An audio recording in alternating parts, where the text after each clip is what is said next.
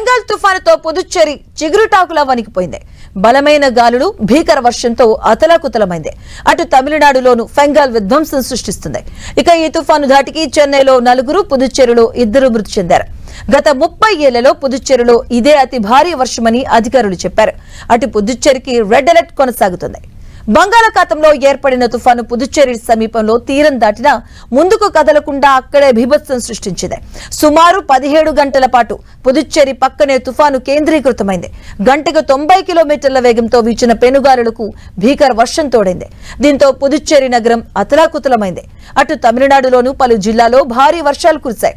తీరాన్ని తాకిన వెంటనే తుఫాను బలహీనపడవచ్చని అన్న వాతావరణ శాఖ అంచనాలు తప్పాయి. ఇక ఆ తర్వాత తుఫాను తీవ్ర వాయుగుండంగా మారి నెమ్మదిగా పశ్చిమ దిశగా కదిలింది.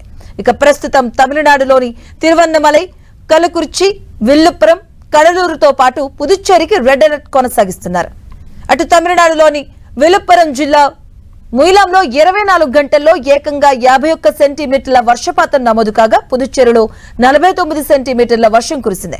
పుదుచ్చేరిలో గత 30 ఏళ్లలో ఇంతటి వర్షపాతం నమోదు కాలేదని అధికారులు చెబుతున్నారు. 16 ఏళ్ల తర్వాత 20 సెంటీమీటర్లకు మించి వర్షం కురిసినట్లుగా తెలిపింది. అలాగే గాలులు గంటకి 70 నుంచి 90 కిలోమీటర్ల వేగంతో వీయడంతో చాలా చోట్ల చెట్లు, విద్యుత్ స్తంభాలు నేలకొరిగాయి. ఇళ్లలోకి వరద నీరు చేరడంతో ప్రజలు భవనాలపై అంతస్తులకు పరుగులు పెట్టారు. కాలనీల్లో కార్లు, ద్విచక్ర వాహనాలు నీట మునిగాయి.